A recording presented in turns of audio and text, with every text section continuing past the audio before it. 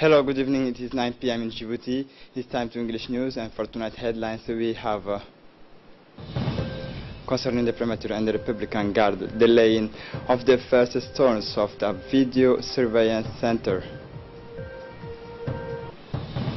health inaugurations of new daily services set up at the Balbala Hospital.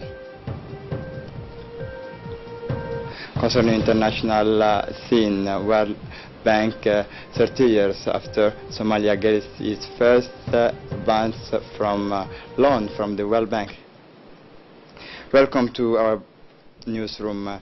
The Prime Minister Abdul Qadir Kamil Mohammed has proceeded this morning on this Thursday, September 27, 2018, to the layings of the foundation stone of the future centers of assistance of a security surveillance system of the city of Djibouti. The Minister of Interior, Mr. Hassan Omar Mohammed, the Head of the National Security, Mr. Hassan Saeed Khairi, the General Secretary of the Perimeter, Mr. Naguib Abdallah Kamil, General Zakaria Sheikh Ibrahim, and the Head of the Majors of the Gendarmerie, Colonel Zakaria Hassan Aden, the Director General of the National Police, Mr. Abdullah Abdi Farah, the Commanders of the Coast Guard, Colonel Wa'is Omar Boghore, as well as several senior officers of the various corps of the Army participate in the ceremony held at the Camp Omar Alin. Indeed, the future center will be built on the plot of 3,000 meters offered by the commanders of the Republican Guard, Colonel Mohammed Jama Douale. Before proceeding with the layings of the foundation stone, the project managers and the representative of the national security welcomed the Prime Minister and explained in his introduction the different stage of this project. Indeed, following the event of insecurity and threat of the terrorism in the region, the President of the Republic, Muhammad Gelle, ordered in 2006 the national security to make a feasibility studies of a modern systems capable of ensuring the safety of people and infrastructures in the city of Djibouti. It is surrounded. At 2015 Africa Summit in South Africa, the project was evoked by the President of the Republic to his Chinese counterpart, Mr. Xi Jinping, in face-to-face interview resulted of Sino-Djiboutian cooperation. The project was welcomed by Xi Jinping and the agreement turned into the gift. In April 2018, the company China Railway Constructions Group obtains the contract and sent a technical team to concretize the study of the specification. Later, in May 2018, a one-month seminar in China of the surveillance camera system technique is offered to 29 officers from all public security institutions, followed in July 2018 by displacement again in China, a Djiboutian technical team to finalize and sign the project. After the chronological overview of the project, the new Chinese ambassador, His Excellency Zhao, takes the floor and recalled in the speech the frank collaborations between Djibouti and China, and adds to his the search of the peace and security, the leitmotif of the two countries, which led to the layings of the foundation stones of this future convenience. The ambassador of the Popular Republic of China has, for his part, indicated that China will be every time in Djiboutian government's side to develop Djibouti and improve the better conditions of the Djiboutian life. The chief of the Republican Guard, Colonel Mohammed Jama, has thanked for his part the efforts of the Chinese government. Then speaking, the Prime Minister Abdul Qadir Kamil Mohammed welcomed to Djibouti the new Chinese ambassador and thanked him and the representative of the government of the People's Republic of China who accompanied him for the realizations of this project. Continuing his speech, Abdul Qadir Kamil Mohammed said that the national security will have a crisis management cell adapted, and to add the wish to all the stakeholders in this project can collaborate actively in its implementation. Before proceeding with the layings of foundation stone, the Prime Minister specified that the surveillance of the city of Djibouti by this modern security system will extend from Luada to Bika 12. Also, he expressed the wish to see in the very near future modernized and have a crisis management cell adapted that will allow our country to further increase its reputation as a safety city. The Prime Minister Abdul Qadir Kamil Mohammed proceeded with the laying of the foundation stones of the future Center of Assistance of Security Surveillance System of the city of Djibouti.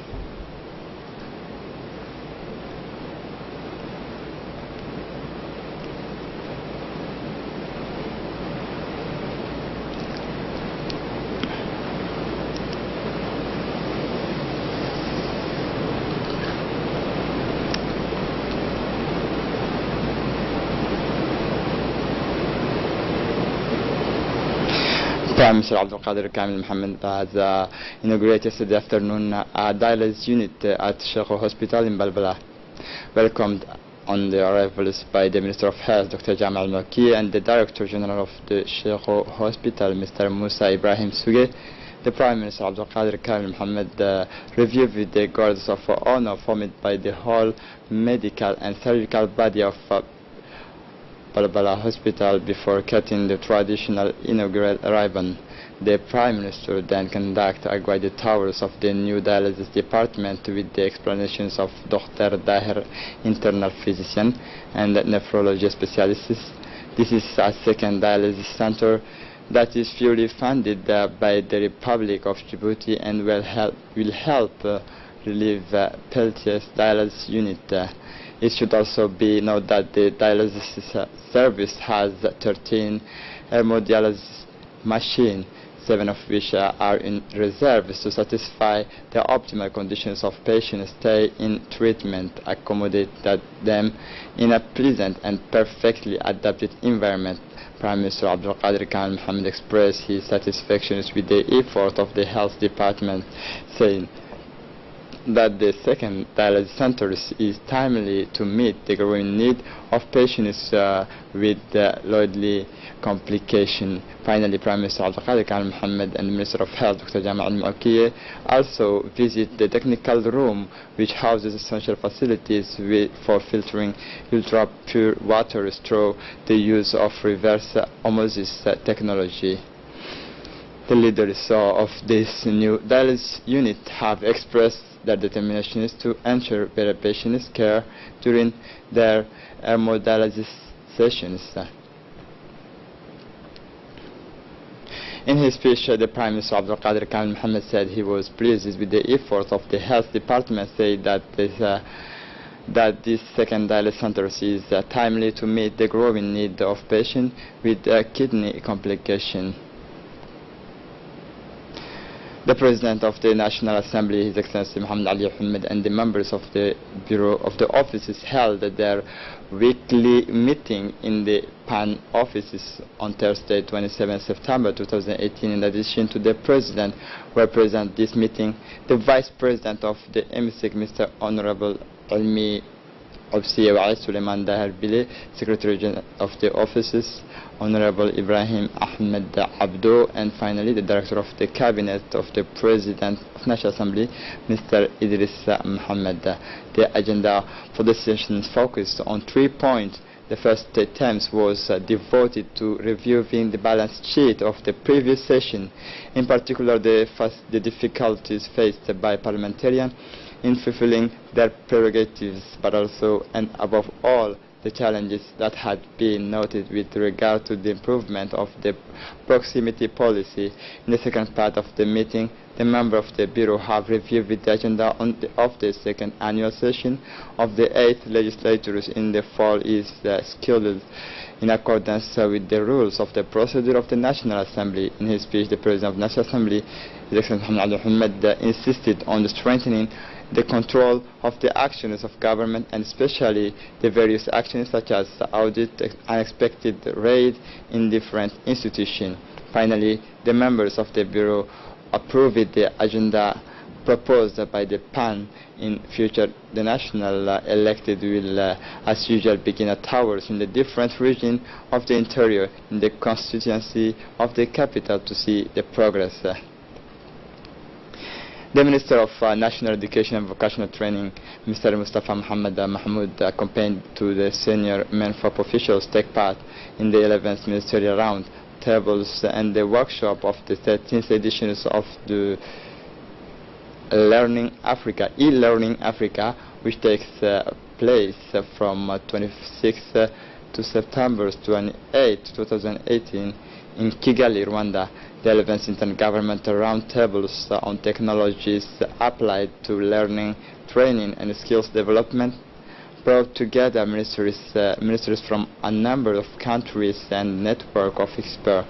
The theme of this ministerial meeting is toward a knowledge-based economy. The purpose of the meeting is to facilitate open dialogue and generate practical recommendations that will have a real impact on the policy development and implementation. The ministerial roundtables examined how to build highly skilled tomorrow's Africa and how ITCs can help break down the barriers to competitiveness and provide educationists with the opportunity to transform and prepare young people for the fourth generation industrial revolution. To achieve this, e-learning provides an open platform for discussing challenges, exchanging knowledge, and the use of technology to help the African continent continue its development. During the roundtable discussion, Minister Mustafa Muhammad Mahmoud presented the transformative project of Djiboutian education. This new project takes into account development of the digital plan in terms of infrastructure, curricular revision, trainings and management of the education system. On the sidelines of the 11th roundtables were a visit to the exhibitions of the opening of annual e-Learning Africa conference. The Minister of Education visited the e-Learning Lounge, which is the networking platforms of e-Learning Africa. It hosts leading international and African companies and institutions in ICT. The Minister of Higher Education and Research, Dr. Nabil Mohammed Ahmed, wished this morning at the Ismail Omar Guelleh campus of the new University of Djibouti located in Balbala. On his arrival, the Minister was welcomed by the President of the University, Dr. Jama Mohammed Hassan, who made him a visit of the different places for the good functioning of big University of Djibouti. The Minister said he was satisfied with the changes in the university's technical material and human resources. He also urged all academics and employees to work harder to improve learning conditions and facilitate students' access. The Minister congratulated university's leaders for their tireless effort and continues in the pace to meet the needs of the university's 10,000 students. The university is the cultural core of the country and also the only one that can enhance the values internationally, said the Minister. In addition, the Minister said that our country is undergoing significant economic changes, especially since the university must be able to meet the needs of economic market of our country. Listen to the Minister. This is a very big issue in Djibouti. As you know, most of the Djiboutians are speaking particularly the French language, and in this region we feel alone, let's say. And to give more opportunities for more exchange with our neighboring country, we have focused on the importance of learning languages. For example, in the Faculty of Engineering, in the BBA, and in the other also faculties, we are implementing efficient program in learning in English and foreign languages. And this is very important for the future of Djibouti, as you said, and for our contribution as a nation in, let's say, Anglophone neighboring countries. Like the rest of the world, our country today celebrates the World Tourism Day in the grounds of National Tourism Office of Djibouti, ONTD. The theme chosen this year's tourism and digital transformation. This year's World Tourism Day will highlight highlight in the context of sustainable development the opportunities offered by technological advances, including big data, artificial intelligence, and digital platform. Tourism that build on innovation and digital progress will have more opportunities to improve inclusivity, empowerment of local people, and national uses of resources. These days, so the participation of the General Director of the UNTD, the General Director of the Djibouti Post Offices, the Mayor of the City of Djibouti, and the Minister of Communication in charge of Post and Telecommunication, Mr. Abdi Yusuf Sougue, the Minister of Commerce, Hassan Mohamed Arbahim, faced with the challenge of sustaining growth over the times while making tourism a more sustainable and accountable sector. The World Tourism Organization see digital advances and innovations as providing solutions. This morning was an exceptional opportunity to raise awareness on the real and potential contributions of tourism to sustainable development. In a brief address by the General Director of Djibouti Post, Bahnan Ali Medal, they highlighted the digital application implemented by his department in the relocations of area identified as tourism through the country. According to the Minister's delegate to the Ministry of Economy and Finances in charge of trade, Sir Hassan Mohamed Arbahim, formulate this event is a paramount importance. Is the reason he says will announced in the will of the President of the Republic, Mohamed Gele, to make our country a tourist country of choice. Tourism appears in the service industry as necessary factor for the economy. The Secretary for Youth and Sports, His Excellency Hassan Mohamed Kamil, received a working visit the Ambassador and the head of delegations of the European Union to the Republic of Djibouti and to IGAD, His Excellency Adam Kulak, accompanied by his advisors and heads of cooperation, Mr. Bernard François. This high-level meeting was attended by the Communications Advisor Medina Salah and the Director of Youth Kaltoum Ige Has Hussein. The Ambassador immediately thanked the Secretary of State for the invitations and spoke of the importance of the mission of his department, which is particularly relevant to youth, which is at the heart of the policy concern.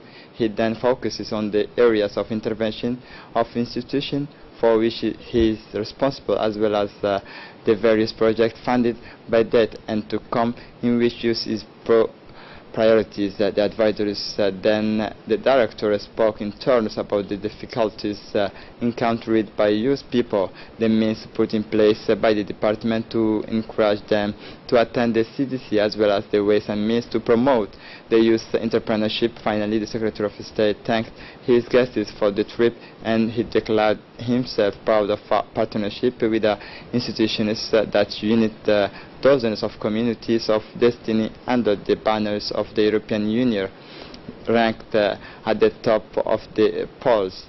Growth in global leadership of promising multilateralism in international relations. That since his arrival at the head of his department, he has emphasized the revitalization of the CDC as structures for excellences of exchange and meetings of the youth, and advocating an inclusive development policy by including young people in the framework of the new approach involving communities in the participatory management of the life of the CDC. The Secretary of State expressed confidence in the partnership to promote the flight of sports and the integration of youth, a guarantee of the long-term future of the nation. The Ministers of Urban Planning and Environment, Habitat, in collaboration with the Regional Organization for Conservation of Environment of the Red Sea, the Gulf of Aden, Persga, yesterday has organized the cleansing of the beach of Musha and Maskali Island. At this initiative, several participants took part to know the Coast Guard the directions of maritime businesses and the captaincy of, as well as the fishermen. The objective is to preserve the marine environment and its living resources against any forms of waste. The lunch was given by the Marine Protection Coordinator, Mr. Aden, and the representative of PERSCA, Dr. Zahir Ali Abdo. All reminded the participants about the pollutions of plastics which threaten the marine ecosystems essential to the development of fishing and tourism. The city also of Djibouti proceeded yesterday afternoon to the marking of various places arranged for the parking of vehicles in the center town. They find out about the places that will be designated as paid parking places.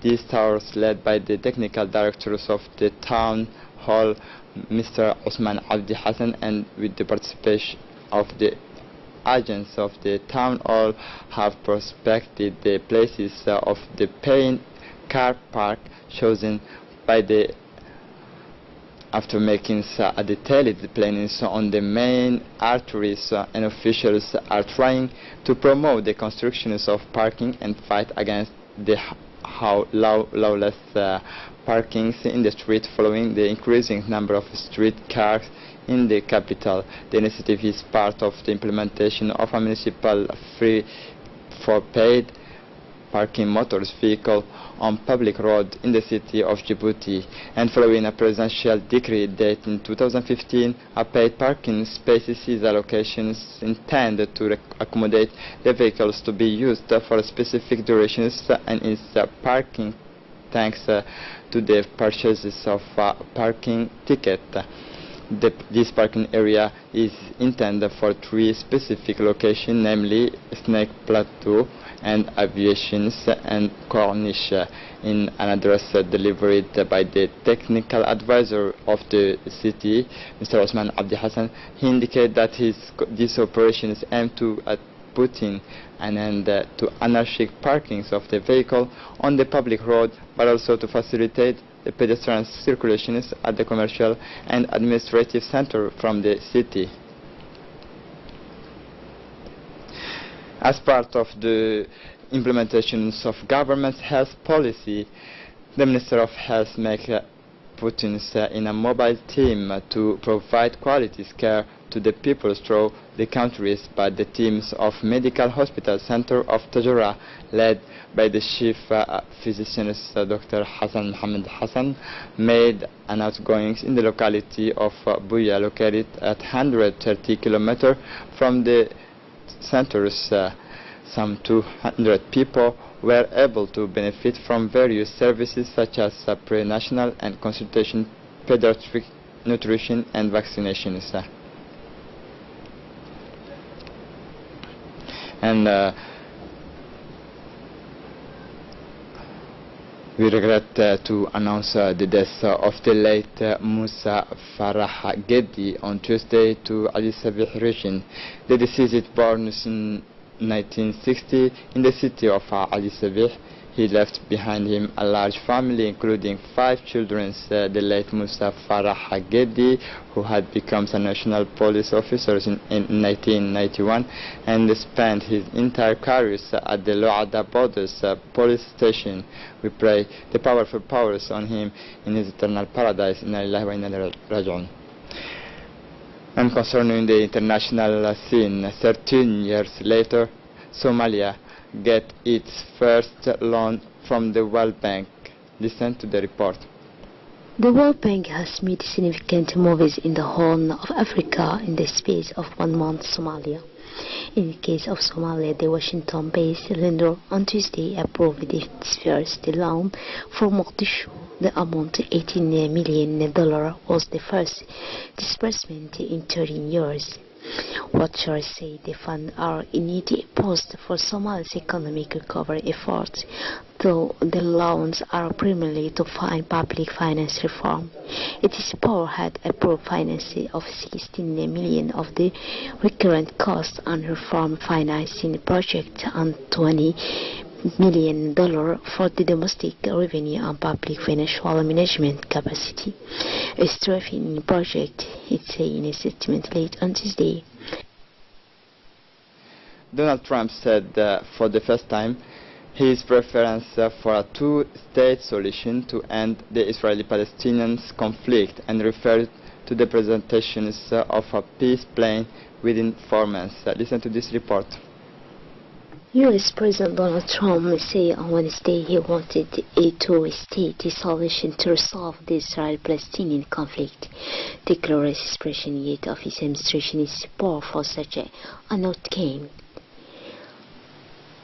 Trump also said in a meeting with Israel Prime Minister Benjamin Netanyahu at the United Nations General Assembly he wanted to invite a peace plan in the next 2 to 3 months. I like a two-state solution. That's what I think was best. That's my feeling. Trump said at a news conference in New York late on Wednesday he will be open to one-state solution if that was the preference of the party themselves, a position he had previously stated. If the Israel and the Palestinians want state, that's okay with me. If they want to state, that's okay with me. He said, I am happy if they are happy. And to close up this edition, Turkish President Recep Tayyip Erdogan was greeted Thursday at midday in Berlin with military honors for a state visit expected to reconcile the two countries despite protests. Listen to this report. Erdogan of Turkey told journalists of Turkish origin not to vote for Chancellor Angela Merkel branching her government coalition enemies of Turkey. On Tuesday, Minister Erdogan arrived in Berlin for a 3-day state visit, complete with military honors, a state banquet and lunch with Mrs. Merkel. The approachment is striking and no coincidence with the Turkey suffering the aftershocks of its worst economic crisis in 15 years. Mr. Erdogan has radically changed tone and toned down his anti-Western rhetoric. This is it for tonight's news. Thanks for watching us. Have a good evening.